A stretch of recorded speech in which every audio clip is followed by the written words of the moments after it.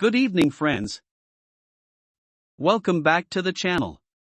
Today is Friday, August 7th, 2026, and we have some absolutely massive breakthroughs in medicine to cover. Asterisk Segment 1, Top Headline. Right off the bat, the FDA has just granted accelerated approval to a revolutionary new treatment for advanced, treatment-resistant skin cancer. It's called Tuvrikev, and it is a genetically modified oncolytic viral therapy. Essentially, scientists have engineered a virus to hunt down, with the immunotherapy drug nivolumab. This is a massive win for patients who previously ran out of traditional treatment options.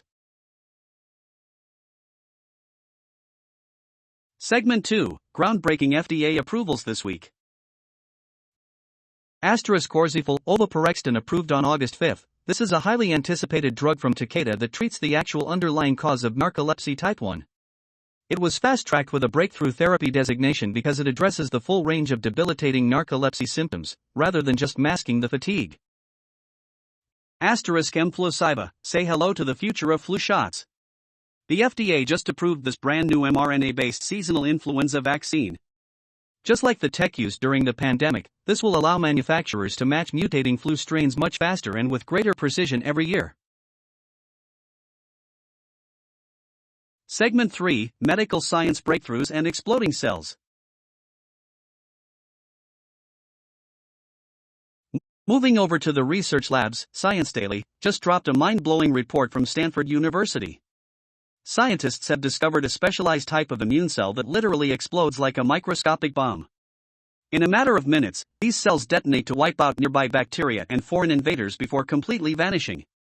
Understanding this suicide bomber mechanism could completely shift how we fight stubborn bacterial infections. Meanwhile, a massive long-term study on vascular dementia has revealed that nearly half of all cases are entirely linked to risk factors you can change. Smoking, high blood pressure, heart disease, and high lipids are directly tied to the brain damage that causes vascular dementia. The takeaway? Your lifestyle choices today heavily dictate your brain health tomorrow. Segment 4, Global Health and Outbreak Watch.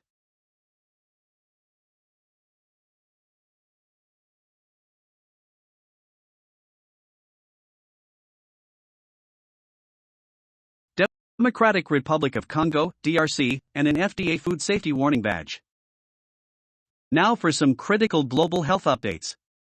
The World Health Organization, WHO, and Africa CDC have issued an urgent call for action as the Ebola outbreak in the Democratic Republic of Congo has officially reached internally displaced person (IDP) camps. Over 3,900 cases and 1,800 deaths have been recorded. While Uganda successfully ended its recent spike, the DRC is facing extreme strain, with treatment centers hitting 139% capacity.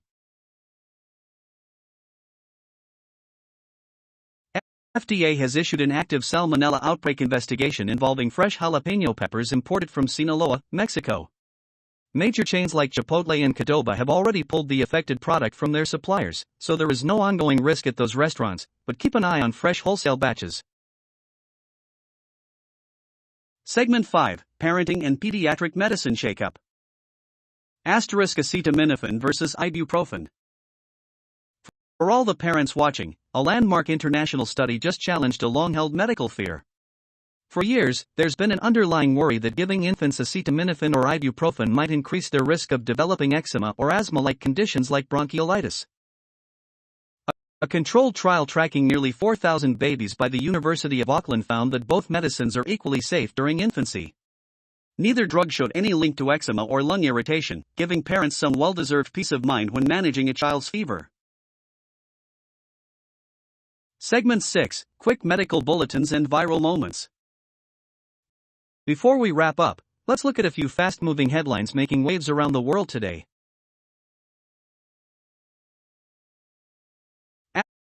In India, today kicks off the 9th India Medical Device 2026 conference in New Delhi.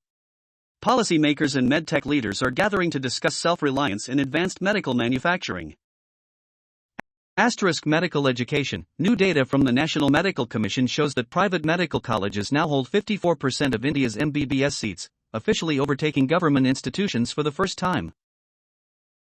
Asterisk protests. Meanwhile, major doctor protests continue in Maharashtra, where allopathic medical bodies are striking over a controversial government decision involving homeopathic practitioners practicing modern pharmacology. What type of exercise is best? Asterisk. There are 3 basic types of exercise. Asterisk.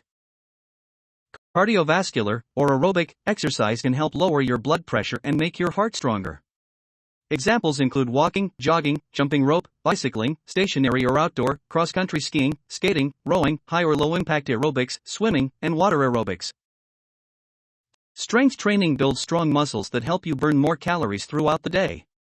It's also good for your joints and bones. Stretching makes you more flexible, helps you move better, and helps prevent injury. How often should you exercise? Go for moderate activity, like brisk walking, at least 30 minutes a day, at least 5 days a week. If you're short on time, vigorous activity, like jogging, gives you the same benefit in 20 minutes, 3 to 4 days a week. WebMD. Brain's white matter. Hypertension and heart disease are linked to widespread damage in the brain's white matter, according to a new study of older adults, which found altered microstructure across 48 distinct brain tracts. The findings point to tighter management of both conditions as a way to help protect brain health. Medscape. Segment 7, Outro and Call to Action.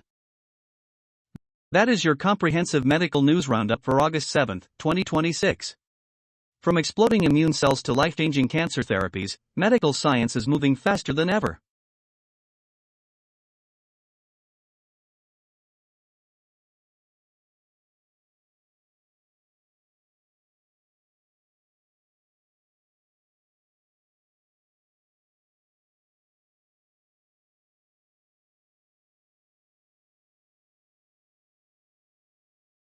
Which of these stories surprised you the most? Drop your thoughts in the comments below.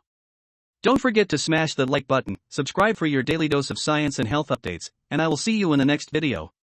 Stay healthy. Disclaimer: compiled information. This content is for educational purposes and is not a substitute for professional advice.